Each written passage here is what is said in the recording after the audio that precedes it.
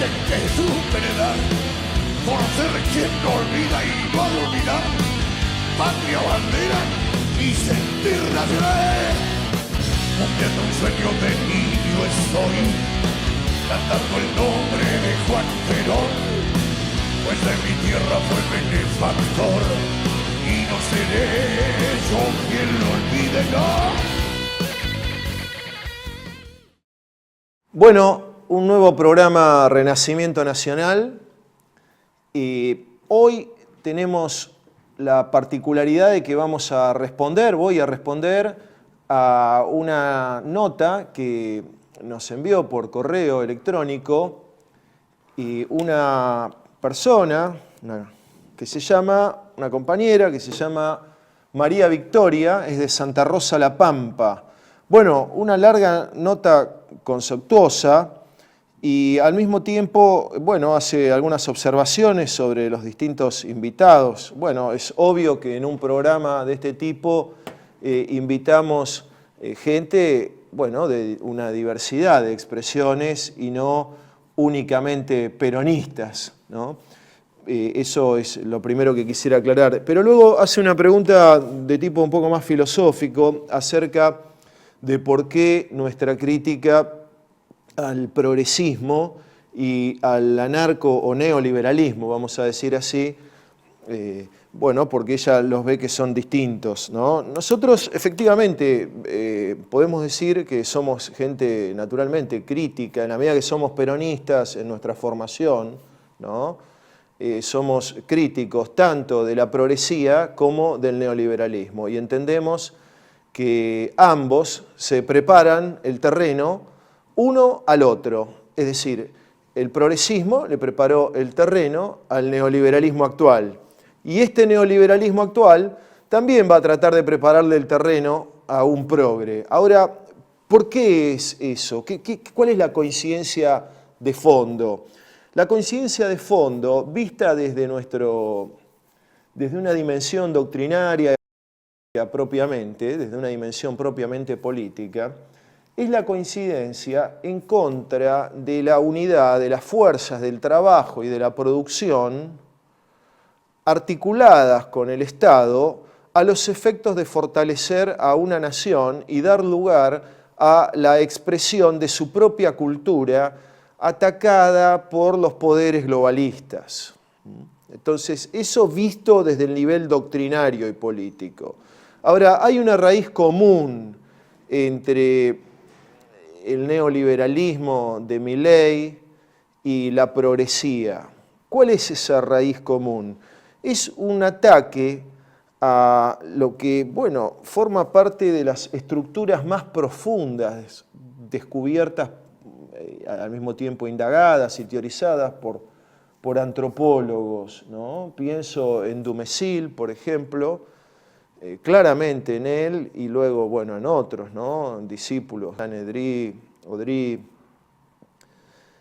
Dumézil sostiene que las comunidades, y esto lo hace incluso mostrando en la República de Platón, ¿no?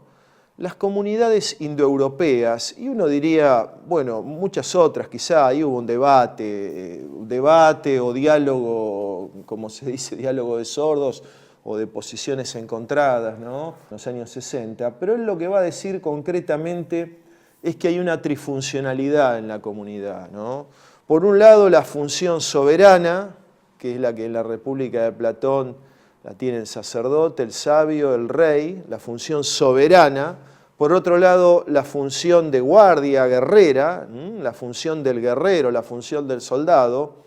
Y por otro lado, la función de productora. La productora es la de la clase trabajadora, entendida en el más amplio sentido, como decía el general Perón, una comunidad donde todos trabajan, todos somos trabajadores en ese sentido. Y al mismo tiempo es productora, pero también es reproductora. La vida se propaga y debe propagarse. Esta trifuncionalidad es la base de la comunidad arquetípica.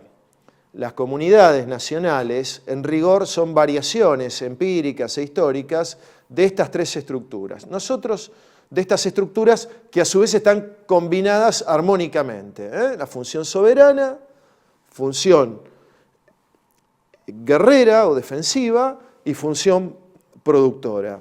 Nosotros lo que vemos es que la posmodernidad ataca a este tipo de funciones. Busca descabezar la función soberana, no tengo que decirlo, busca destruir la propagación de la vida, busca destruir también las fuerzas productivas, al empresariado nacional, a la clase trabajadora, por eso el ajuste, por eso la agresión, y busca también poner a las Fuerzas Armadas, no como guardianas de la comunidad, como estaría en esta visión de la trifuncionalidad, sino como una policía internacional, como eran los cascos azules en la época de la presidencia Menem, o como una prolongación de fuerzas armadas de las potencias dominantes imperiales, ¿no? De la OTAN. Recuerdo que la Argentina es un aliado extra-OTAN. Entonces, nuestra lucha es, en el sentido profundo, una lucha por la cultura. No es solo una lucha política, claro que lo es, pero es sobre todo una lucha por la cultura. Y ahí enlazo con una observación que hace en relación a la cuestión electoral. Para nosotros, lo electoral es una herramienta que solo tiene sentido si se cubre con claridad esta visión cultural, si se actualiza el proyecto político que refleje esta visión cultural, por supuesto con la justicia social como articuladora entre esta trifuncionalidad, y luego recién se indagará si hay o no condiciones para una cuestión electoral. Esa es nuestra crítica y ese es nuestro pensamiento de fondo, al menos la visión que quería remarcar. Progresismo y anarcoliberalismo tienen visiones de la sociedad absolutamente líquidas, absolutamente arbitrarias, y tienen la visión que Hegel llamaría de idealismo subjetivo, cada uno lo que se le ocurre. Nosotros tenemos una visión mucho más profunda que tiende a preservar la libertad en su verdadero lugar, que es el lugar de la comunidad, el lugar de la dignidad y el lugar de la justicia. Bueno, desde ya un fuerte abrazo a la televidente y un saludo para todos. Cantando el nombre de Juan Perón, pues de mi tierra fue benefactor, y no seré yo quien lo olvide, no. Bueno, hoy estamos en Renacimiento Nacional con un invitado realmente de lujo, que es Erwin Robertson, un hombre chileno, un americano profundo, tiene una vasta formación clásica, es abogado, es helenista, ha sido docente universitario en distintas universidades de Chile, en la Universidad Andrés Bello, en la misma Universidad de Chile, en la Universidad Metropolitana de Ciencias de la Educación, en la Academia Superior de Ciencias Pedagógicas. Él siempre ha sido también un impulsor de pensamientos alternativos y es el director de la revista Ciudad de los Césares, revista de política y cultura alternativas, que ya lleva más de 3 décadas, una verdadera proeza en América. Así que, Erwin, es un honor y un gusto tenerte. Empiezo por saludarte. Hola, muy buenos días. Muchas gracias por tus palabras, ¿no? Es un gusto estar aquí, pero corregiría solamente eso que soy helenista. Soy un helenista, alguien que se dedica profesionalmente a la lengua griega. Yo me interesaba en la historia griega y romana, ¿no? Pero no me califico de helenista ni de latinista. Sí, todo lo demás está bien. Bueno, rectifico moderadamente eso. Sí debo decir que has participado muy activamente en la vieja semana de estudios romanos, ¿no?, que se hacía en la Universidad de Valparaíso, a instancia del profesor ya fallecido Héctor Herrera, otra persona, digamos, que casi en silencio hizo un gran aporte a la cultura de nuestra América, ¿verdad? Bueno, Ervin, sin más, quería preguntarte, por un lado, ¿cómo ves la situación política, geopolítica del mundo y de América? Tremenda pregunta, ¿no? Es una visión, bueno, como decía Humberto Eco, ¿no es cierto? Estaban por un lado los apocalípticos y por otro los integrados. Nosotros evidentemente nos contamos entre los apocalípticos, ¿no? Aunque no hay que tomar demasiado literalmente esta calificación. No, el panorama geopolítico en este momento tiende, diría yo, a la constitución de un orden tripolar, a la hegemonía incontrastada de Estados Unidos. Desde los 90 han surgido el nuevo papel activo, ¿cierto?, política y militarmente activo de Rusia en la última década, 2 décadas, y por supuesto el papel de China, potente sobre todo en la economía, pero también con una inserción, ¿cierto?, conflictiva en el mar meridional de China. Bueno, Tíbet, Taiwán, todo lo otro que sabemos. O sea, yo digo, más que un mundo multipolar, como algunos anhelan o algunos describen, yo creo que estamos ante la configuración de un orden tripolar. Por supuesto, un orden tripolar es mejor que un orden unipolar en cuanto a la libertad, en cuanto a la independencia, a la libertad de acción que pueden tener los protagonistas menores, ¿no? Pero hay que tener en cuenta que, según los analistas, los órdenes tripolares son más inestables, porque en cualquier momento dos de los protagonistas se pueden unir contra un tercero. No sabemos cómo, si eso va a pasar y cómo va a ocurrir, ¿no es cierto?, cuál va a ser finalmente el juego de alianza.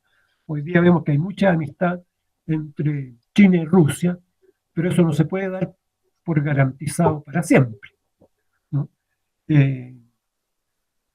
En este momento, claro está, ¿no es cierto?, el frente de la resistencia parece estar encabezado por Rusia y China, seguido por potencias menores como Irán, la India, no sabemos, ¿no es cierto?, muy amiga, pese a todo, Estados Unidos, pero tiene su peso propio.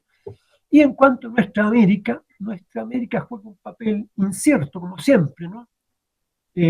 Pese a algunos arrestos de algunos países americanos, nos movemos todavía, diría yo, en una tierra de nadie en cuanto a la inserción en la política mundial.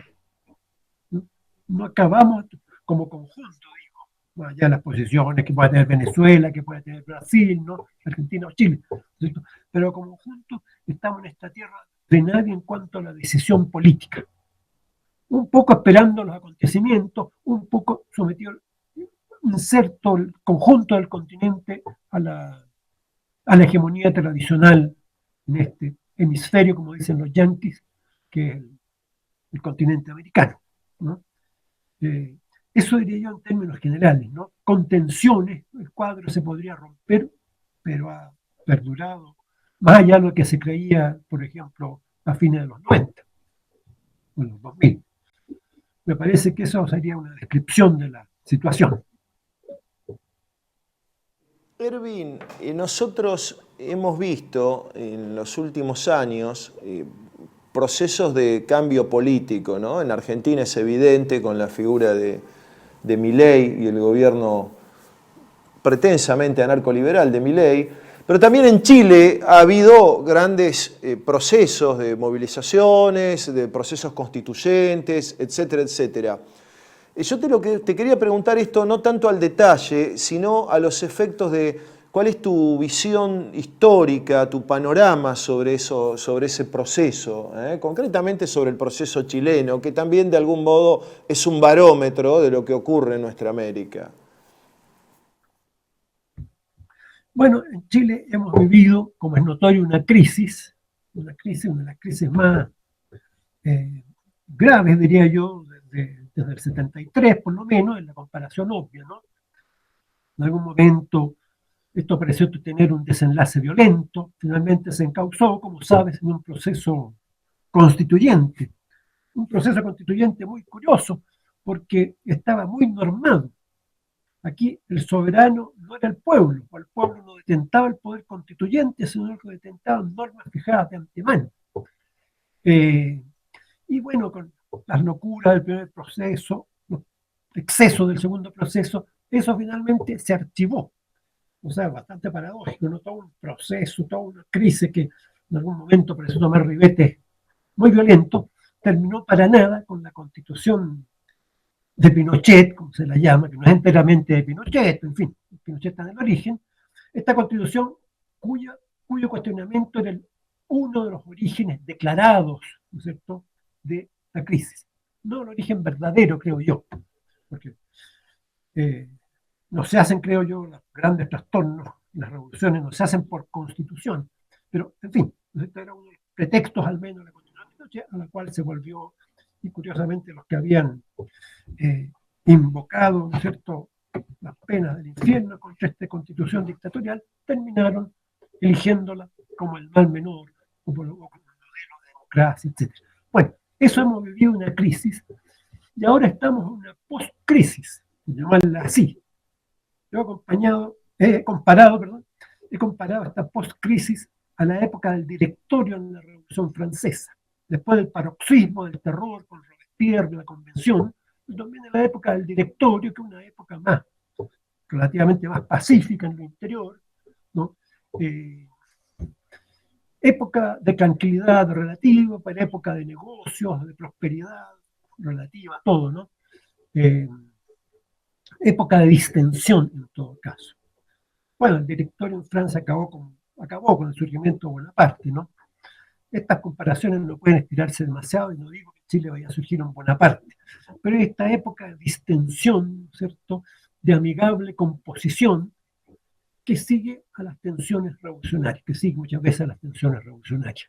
Ahí es así. Y esta poscrisis, bueno, se extiende indefinidamente porque tenemos una elección, probablemente va a ganar un candidato de derecha. La derecha chilena está muy entusiasmada con el caso de Milei, aunque tradicionalmente esta derecha estaba muy distante de lo que hoy representa Milei en Argentina, pero se han visto entusiasmadas de cómo es posible ganar el apoyo popular con un programa por la libertad, entre comillas, como dicen ellos, ¿no? Entonces probablemente vamos a tener un candidato de derecha ungido como presidente, o una candidata, todo hace prever ello, pero evidentemente eso no va a solucionar en definitiva nada, porque los problemas, hay que ver si va a tener mayoría en el Congreso, el nuevo presidente, ¿no? Entonces va a seguir como Boric o como Piñera en su segundo gobierno, sin mayoría parlamentaria o con una mayoría demasiado frágil para hacer algo efectivo. Entonces los gobiernos se arreglan como pueden a sacar algunos aspectos programáticos, y las verdaderas tensiones siguen por debajo, esperando el momento de su estallido, o de su nuevo estallido. Correcto. Erwin, bueno, vos hablaste del directorio, ¿no?, en la época de la Revolución Francesa, que es curiosamente, bueno, las campañas de Italia, de Napoleón, se dan en toda esa época, ¿no? Claro. Y ahí está pergeñando también su visión de Egipto y demás. Y ya Napoleón se transforma en un hombre fuerte por fuera del mismo directorio, eso lo sabés vos más que yo. Ahora, ¿hay algún proceso de poder nacional con cierta raigambre popular que puedas atisbar en Chile y que sea superior a la estructura oficial del gobierno? ¿O más bien las aguas están controladas por parte, como pasa en gran medida en Argentina, por parte de los poderes más concentrados del capital, verdad?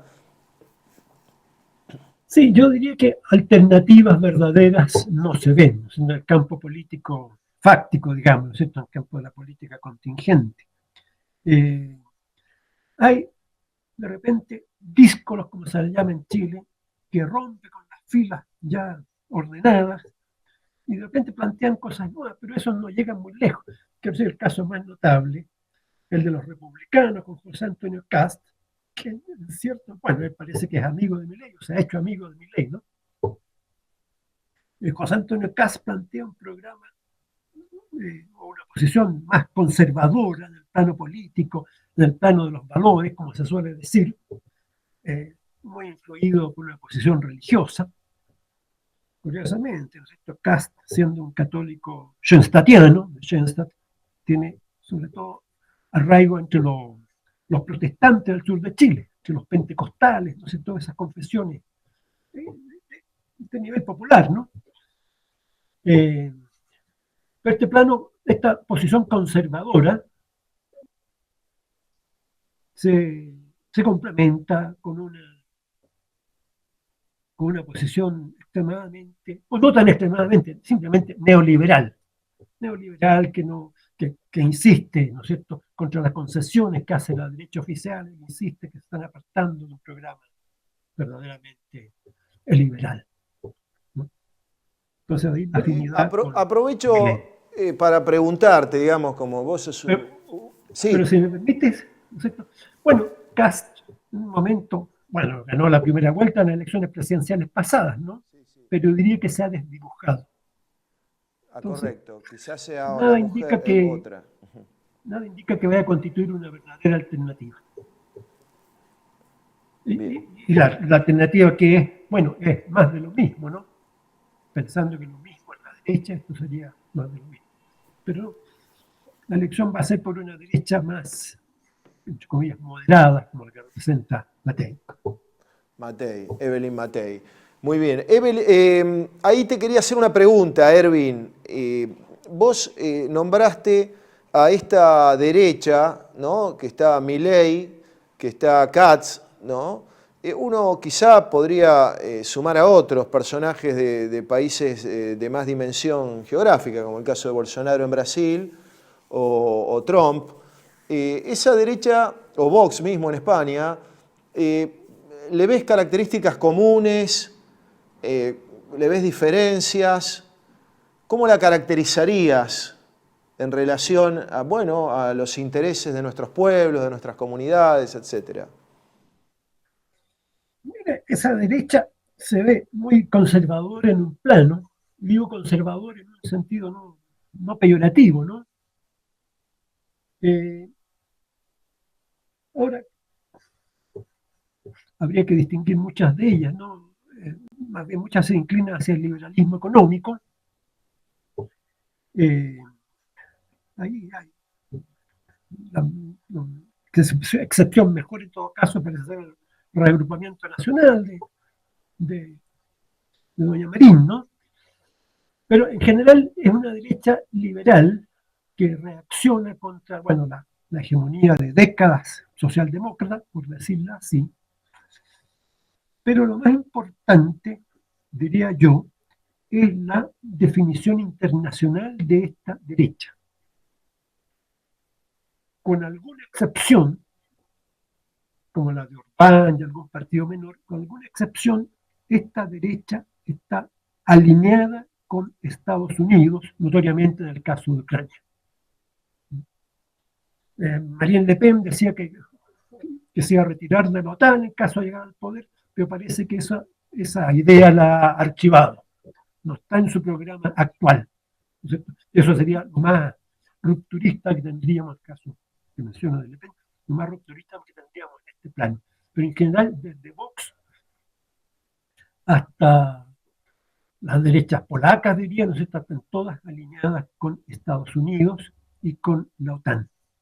Con la Unión Europea podrían ahí tener matices, no sé, pueden ser euroescépticos, como se dice, pero sí que no son americanos o norteamericanos escépticos, son aliados de Estados Unidos. Y si hay excepciones respecto de Ucrania, parece no haber ninguna excepción respecto de Israel. Todas estas derechas se alinean también con Israel, lo que es bastante lógico, ¿no? Porque Israel es una pieza clave de la hegemonía norteamericana en el Mediterráneo, en el Próximo Oriente. Bueno, podría disociarse Israel de Estados Unidos política y estratégicamente, creo yo, ¿no? De modo que en lo que nosotros respecta, no puede decir, sí, hay afinidad con tal o cual movimiento nacional, pero todos estos movimientos nacionales europeos, todos estos patriotas europeos, como lo llamó Abascal, tienen poco que ver con nuestra concepción de nuestra América del patriotismo o del nacionalismo, como lo queramos llamar. No luchan ellos por una independencia europea, y una independencia europea, por favor, una independencia europea no es respecto de Rusia, es respecto de Estados Unidos. No luchan ellos por una independencia europea, como para nosotros el objetivo es la independencia o la segunda independencia de nuestra América. Muy bien. Bueno, estamos por supuesto totalmente de acuerdo con tu análisis, enriquecedor a una perspectiva genuinamente americana. Te quería preguntar, ya entrando en los temas doctrinales y conceptuales, vos en general te referís no a América Latina ni Iberoamérica, sino a la América románica, ¿no? De hecho, sos el animador del encuentro de América Románica en septiembre, 4 y 5 de septiembre en Santiago de Chile, un encuentro académico. ¿Por qué ese concepto de América Románica, Erwin? Mira, ese concepto de América Románica lo tomamos de Carlos Di Sandro, quien fue un colaborador, como tú sabes, amigo de Ciudad de los Césares. Es un concepto, bueno, naturalmente es provocativo, ¿no? Quiere marcar una diferencia, porque a fin de cuentas, ¿cuál es el nombre de nuestra América? Un historiador chileno, Rojas Mix, hombre de izquierda, publicó un libro sobre los 100 nombres de América. Resulta que América tenía como 100 nombres, desde el primero de Indias, ¿cierto? Pasando por, bueno, América Latina, un nombre que se ha popularizado, un nombre definido, inventado por la geopolítica francesa. La época de Napoleón III, se sabe bien, inventa este nombre de América Latina, como contrapuesto a lo que era una América española, no se llamaba todavía. No veo por qué deberíamos suscribir los descubrimientos culturales de Napoleón III, y menos considerando que América Latina es el término favorito, bueno, para los norteamericanos, ¿cierto? Para todo el establishment cultural mundial, ¿cierto? Bien, en cuanto a Hispanoamérica es un nombre que tiene sentido, pero Hispanoamérica fue un nombre preferido, ¿cierto? Popularizado por la España de Franco. Como la España de Franco en cierto momento estuvo excluida de Europa, parece que haciendo de la necesidad y virtud se volcaron a América, lo cual está bien, ¿no es cierto? Lazos culturales, lazos económicos que no están tan bien. Pero entonces Hispanoamérica ha tomado un sentido, diría yo, reaccionario, un sentido reaccionario, clerical. No digo que sea siempre así, ¿no es cierto? Pero hay una percepción de que Hispanoamérica significa eso. O para decirlo mejor, ¿no es cierto? Que los que prefieren la voz Hispanoamérica están en esta posición más bien reaccionaria, clerical. ¿Cierto? Diría eso. Son en todo caso América Latina, América Hispánica, Hispanoamérica, son en todo caso términos gastados semánticamente por el uso y el abuso que se ha hecho de ellos. América Románica tiene un sentido, como tú sabes, el adjetivo románico califica las lenguas derivadas del latín, ¿cierto? En Alemania, en otros países, romanística es la disciplina que se ocupa de las lenguas y literaturas románicas, es decir, de origen latino. De modo que si vamos al significado, ¿no es cierto?, América Románica no significa nada muy distinto a América Latina. Pero me parece un término ventajoso justamente por lo nuevo que está cargado de un sentido que indica que ya no es lo mismo, que culturalmente no se trata de conservar, como decía Di Sandro, sino de crear. Entonces significa tomarse a un término que nos lleva más a la América del origen para proyectar la América del futuro. Diría eso. Erwin, vos como director de la revista Ciudad de los Césares, de tantos años, ¿no? ¿Cuántos años tiene ya la revista? 36. 36 años. Debe ser un caso único en la América románica, vamos a decir así, de una revista que haya preservado una jerarquía cultural y una serie de temas importantes y abiertos. Yo, digamos, soy un lector y modesto colaborador de la revista, y desde hace muchos años que la leo, y he visto distintas etapas en esa revista, ¿verdad? Y que se corresponden, por supuesto, con distintas biografías y distintos momentos del mundo. Recuerdo, digamos, por supuesto, bueno, quizás el respaldo a las resistencias antiimperialistas de todo el mundo, la resistencia iraquí, me acuerdo, pero también has hecho circular muchos autores, ¿no? Has hecho circular profusamente a Junger, Carl Schmitt, Ébola, bueno, tantos otros, ¿no? Leo Strauss. Te quería preguntar por un caso que es un gran pensador, un historiador chileno muy, muy conocido en Chile. Yo, es decir, lo empecé a conocer desde la tapa de tu revista, después me interioricé por parte de su obra, que es Mario Góngora, ¿verdad? Una figura muy, muy importante que sostiene, entre otras cosas, en el ensayo histórico sobre la nación de Estado, que el Estado es quizá el armador, el creador de la nación chilena. Una tesis política, es un pensador político, además de un historiador, una tesis muy, muy interesante. Bueno, te quería preguntar por el pensamiento de Mario Góngora, cómo lo ves, cómo te ha influenciado sobre ese tema. Sí, bueno, yo fui alumno de Mario Góngora, una licenciatura en Historia, tuve varios cursos con él, alumno, no discípulo, ¿no? No debo a considerarme discípulo, de hecho no lo soy, porque el discipulazgo, en términos académicos, significa una trayectoria a la sombra del maestro o impulsada por el maestro. En mi caso no hubo esa relación, pero fui alumno, en algún sentido fue próximo, digamos, ¿no? Pero siempre guardando la distancia, porque tanto él como yo creo que éramos reservados y un poco distantes en el trato social. Pero sí influyó mucho en mi pensamiento, en general en la revista, ¿no?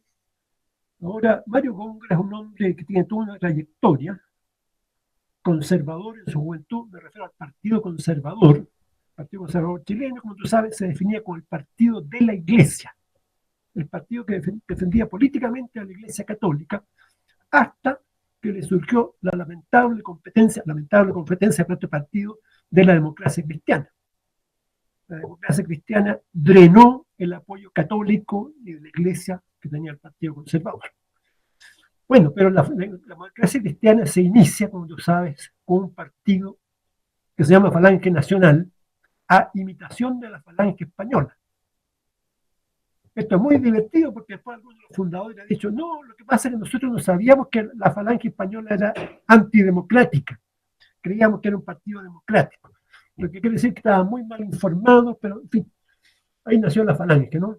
Que tenía un planteamiento corporativista, un poco en sintonía con el pensamiento de las derechas católicas de ese momento, corporativismo, una serie de cosas, ¿no? Crítica al capitalismo. Y de todo eso, el transcurso histórico de este partido, que iba a ser el principal partido de Chile en algún momento, todo eso se fue archivando y se convirtió en un partido liberal, un poco bajo la influencia de Maritain, ¿no? Hoy, de católico del Partido Demócrata Cristiano no creo que quede nada. Bien, Mario Góngora se inicia en el partido con la Juventud Conservadora, específicamente en la Falange Nacional, que en algún momento se separa de la Juventud Conservadora. ¿Cierto? Y tiene una trayectoria muy complicada, entre otras cosas, en algún momento es comunista 2 o 3 años, una cosa bastante curiosa, ¿no? Y como él ha dicho, se retira, deja el comunismo, no por el catolicismo, que nunca lo dejó, sino por Nietzsche. Ahí tenemos un católico, en algún momento comunista y nietzscheano además, ¿no es cierto? Porque Mario Góngora era un hombre de un pensamiento bastante amplio, bastante rico, que sabía conjugar cosas diversas, con el pensamiento católico a través de distintos pensadores, digamos, León Blois, entre otros, Chesterton, en fin, toda esa línea de pensamiento católico, los místicos, por supuesto, y y bueno, autores alemanes, Nietzsche, en fin, ¿para qué te voy a mencionar, no? Es un hombre muy rico, muy libre de pensamiento, ¿cierto? Que lo han llamado un católico tradicionalista.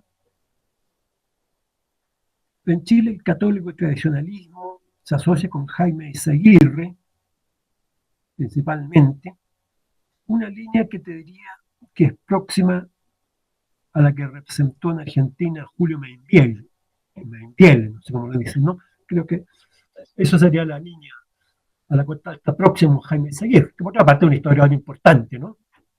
Importante para nosotros también. Sobre O'Higgins, justamente, una biografía, yo la tengo, una muy buena biografía Sí, sobre claro, O'Higgins, sí, en un tomo, bueno, ¿no? sí, Bueno, y también en esa línea estaría Osvaldo Lira en Chile, ¿no? claro. ¿Verdad? Ahora, evidentemente, esta impronta de la revista guarda una afinidad electiva, por citar a Goethe, ¿no? Con esta libertad de pensamiento de Góngora, que como vos decías, citaba a Sí. Spengler, a Nietzsche, había pasado por el Partido Comunista, y tu revista es una revista también con esa amplitud de debate. Bueno, Ervin, antes de que hacerte alguna pregunta más, vamos a pasar a un corte técnico que me están pidiendo acá el camarógrafo, una necesidad Muy bien. del canal. Eh, Gracias. Televe1 se complace en anunciar que estará transmitiendo en su canal Televe1 Clips valiosos programas emitidos antes de la censura sufrida. El lienzo prohibido, el revés del derecho, combates por nuestra historia, disenso, historias de Malvinas, entre otros que podrán encontrar en este enlace.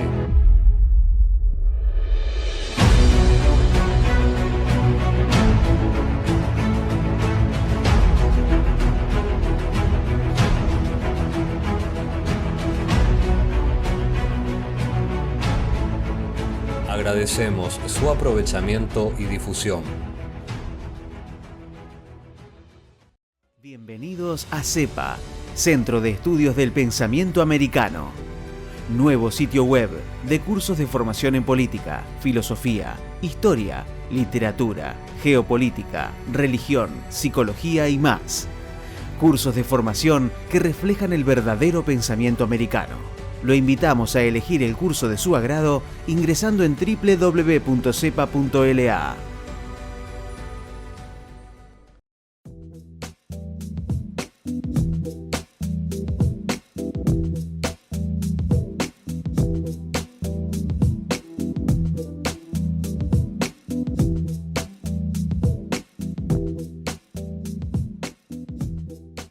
Decir siempre la verdad primero tiene un precio. Dependemos de tu ayuda. TLV1, toda la verdad primero.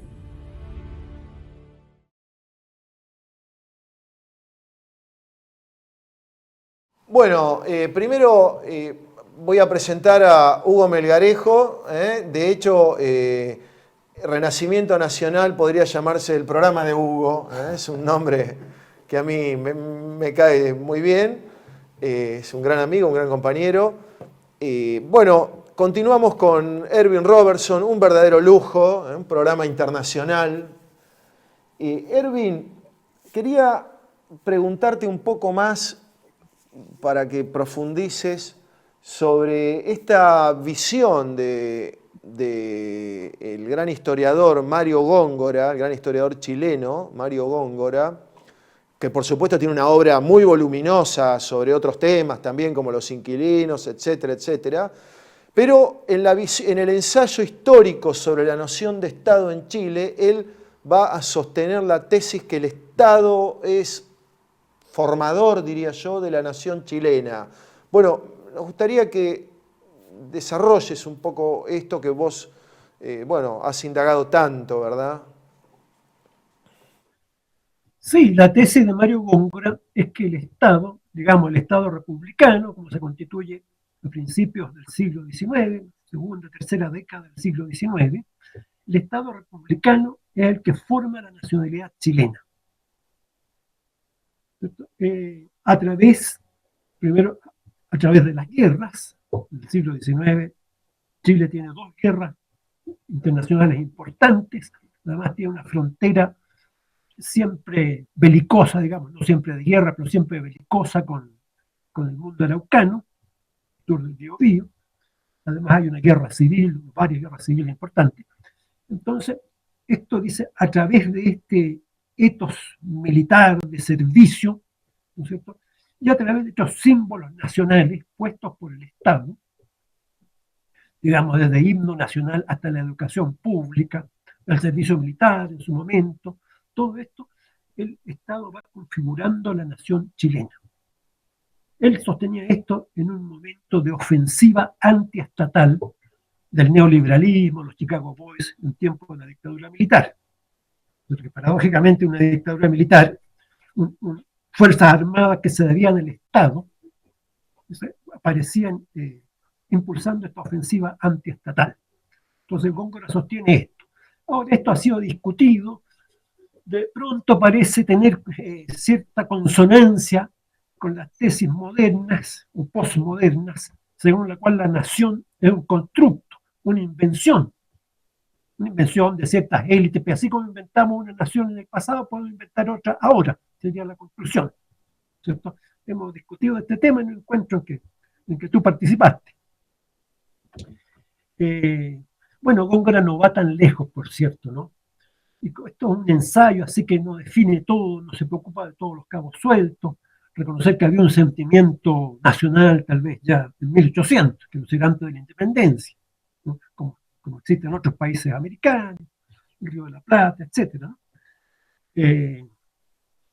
Pero es cierto que es importante, fundamental, diría, el papel del Estado, ¿no? El Estado como agente nacionalizador. Y este papel, bueno, si uno ve en el siglo XIX, en la historia del siglo XIX, todos los estados han tenido este papel nacionalizador, ¿no? A través de la educación, el servicio militar, ¿no?, la prensa. Probablemente es así. Góngora pensaba especialmente en el caso de Francia, de España, países constituidos por dinastías que representan el poder estatal, digamos, ¿no? Su tesis, aunque él no la cita, su tesis se emparenta a la tesis de Giovanni Gentile. Giovanni Gentile, en la doctrina del fascismo, dice, bueno, el Estado proporciona a la nación una voluntad, es decir, una existencia efectiva. Lo que no significa que el Estado crea la nación, sino que la proporciona una voluntad. Y bueno, puede sostenerse, ¿no? Tenemos existencia efectiva en cuanto tenemos una voluntad. Si no tenemos voluntad, no existiríamos, podría ser eso. Yo creo que por ahí va la tesis de Góngora, ¿no?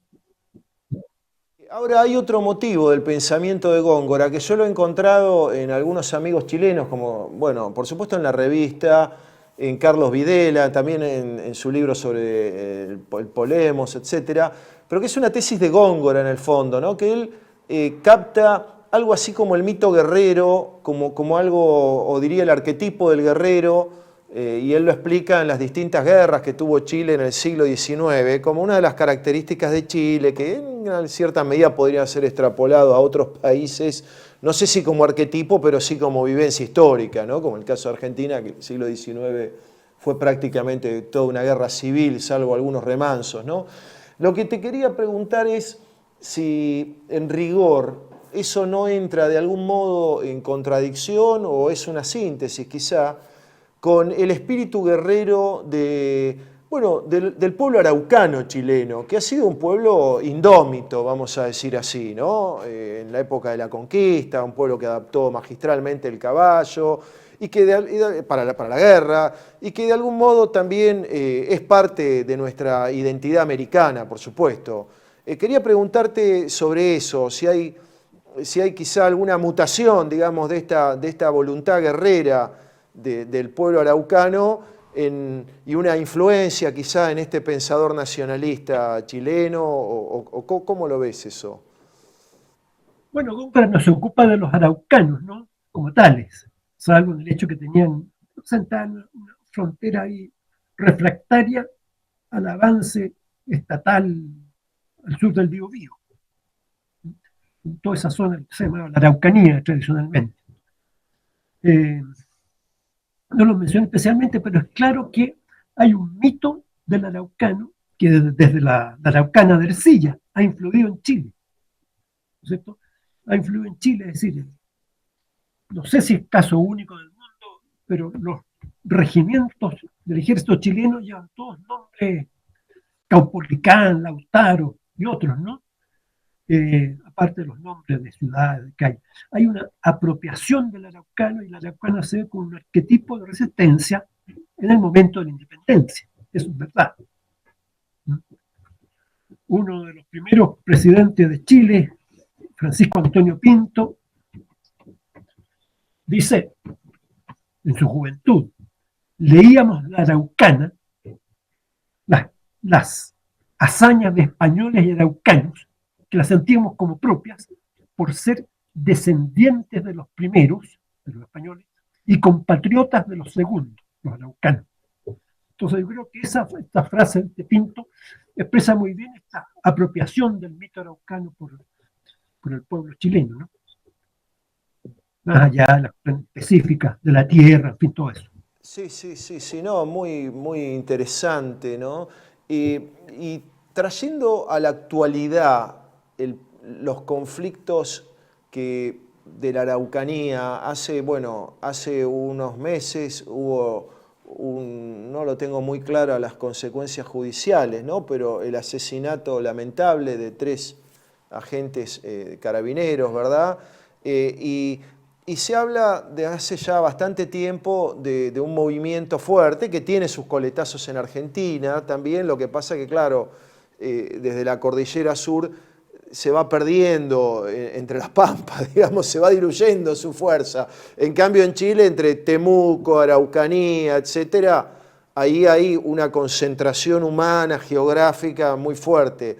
¿Cómo ves el conflicto actual? El conflicto, no sé bien cómo nombrarlo, pero vamos a decir, de esos sectores mapuches que plantean quizá, no sé, la ruptura del Estado chileno o el desconocimiento, etcétera, cuyas banderas se ven mucho en Santiago de Chile o en una época se veían mucho. Bueno, te quería preguntar por ese tema ya en la actualidad. Sí, mira, lo que es llamativo es que la población de origen mapuche, como se la llama, casi no se usa el término araucano en Chile, la población de origen mapuche vota preferentemente por la derecha. Comunas rurales, un sector de población mapuche preponderante, han votado por la derecha y la región en su conjunto es una región de mayoría de derecha, ¿no? Eso es significativo. O sea, la población verdaderamente mapuche que vive de acuerdo, relativamente de acuerdo a sus usos tradicionales, relativamente, porque todo ha cambiado, por supuesto, esa población no está de acuerdo con las posiciones que le presta, que le atribuye la izquierda radicalizada. Y todo esto, en todo esto evidentemente hay de por medio ONG y otros movimientos que están en conexión con las grandes líneas del poder global.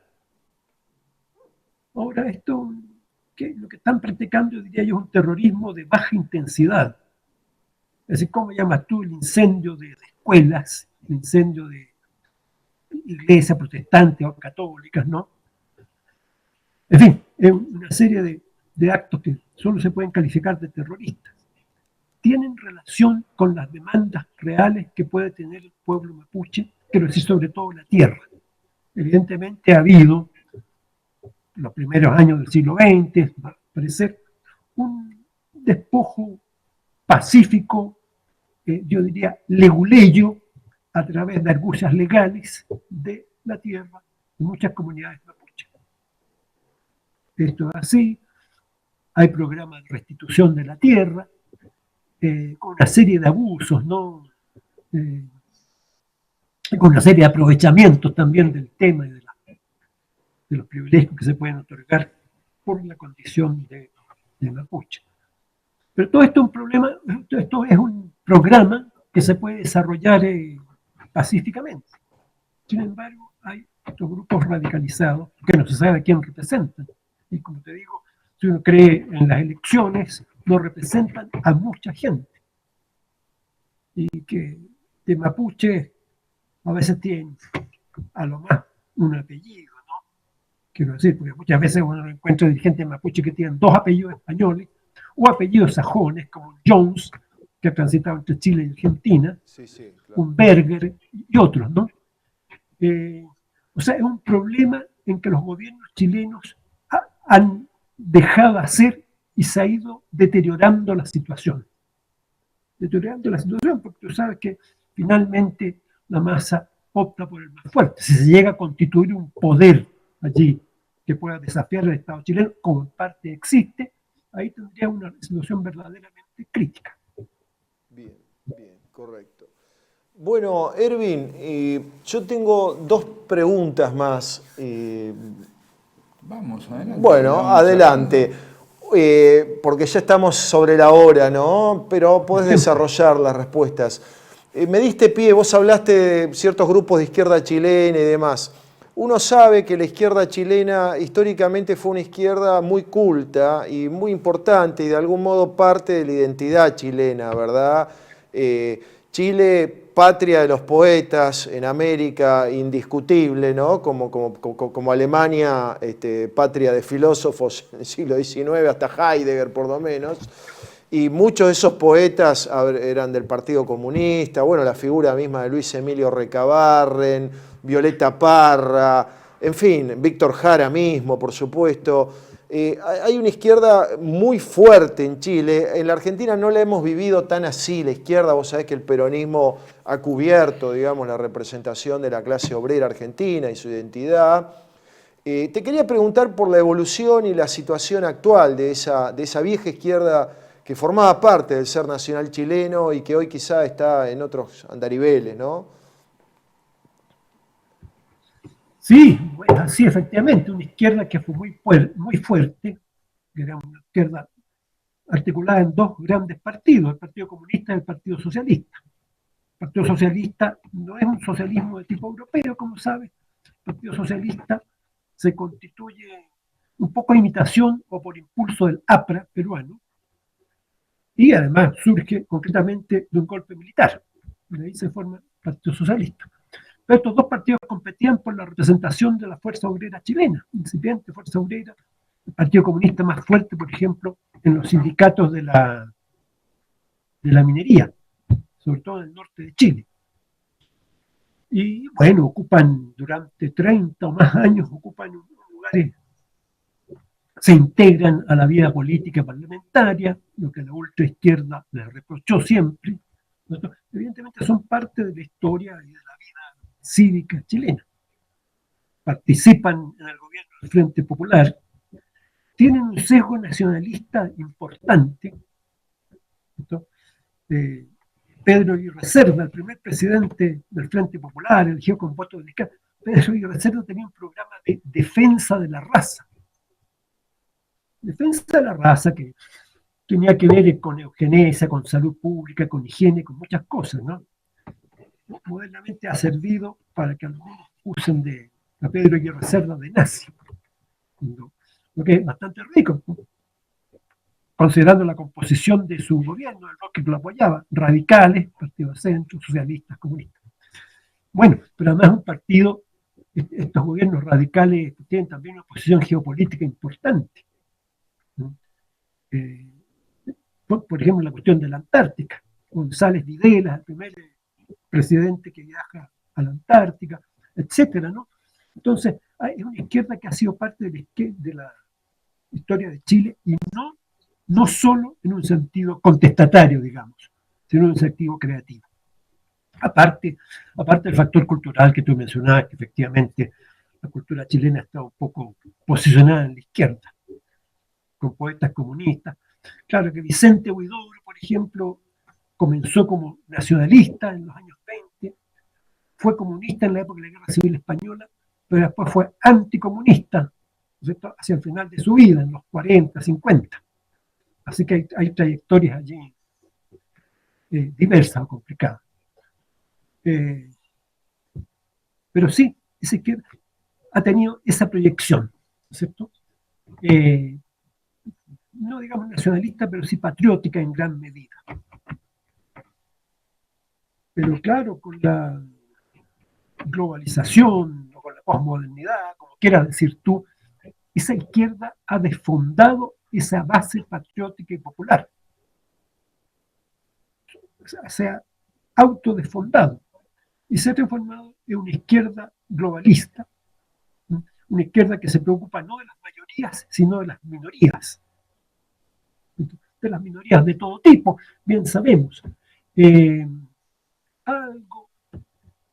Algo del Partido Comunista, se conserva algo de esa vieja izquierda, pero mayoritariamente, o sea, por ejemplo, Jadwe, alcalde de Recoleta, que hoy día está preso, que fue precandidato a las elecciones presidenciales, claro, con mucho apoyo.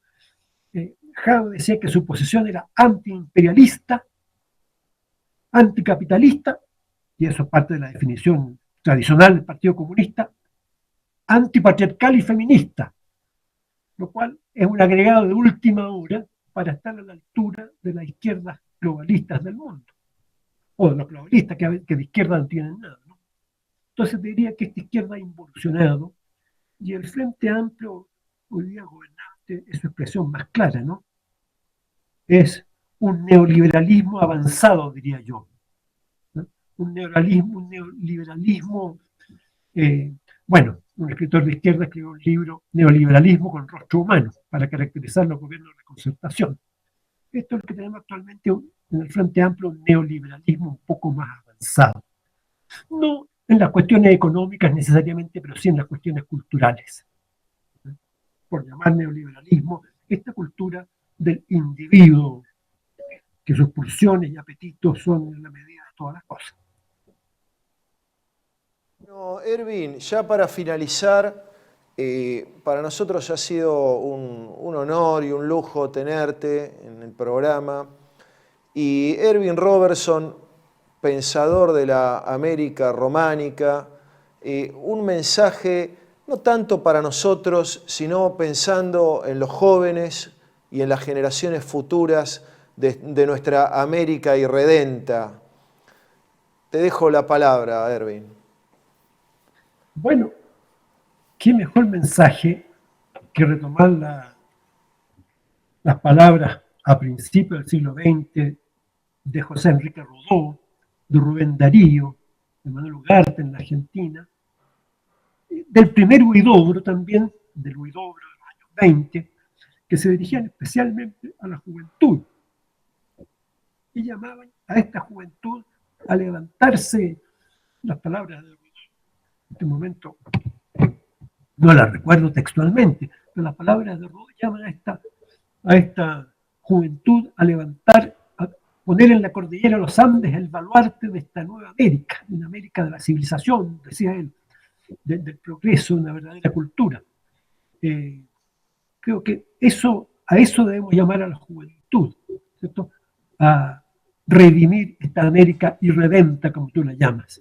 Y eso es una labor, un desafío que tiene que interpelar especialmente a los más jóvenes, como siempre a los más jóvenes, si es que hay una juventud digna de ese nombre. Eso es lo que esperamos. Bueno, Erwin, hemos estado en este programa con Erwin Robertson. La cordillera no nos separa, la cordillera nos une, argentinos y chilenos. Te mando un fuerte abrazo y un fuerte abrazo a tantos amigos y camaradas chilenos. Se corresponde el abrazo. Gracias, Erwin. Hasta luego, gracias. Con este resiste que supe heredar, por ser quien no olvida y no ha de olvidar, patria, bandera y sentir nacional. Cumpliendo un sueño de niño estoy, cantando el nombre de Juan Perón, pues de mi tierra fue benefactor y no seré yo quien lo olvide, no.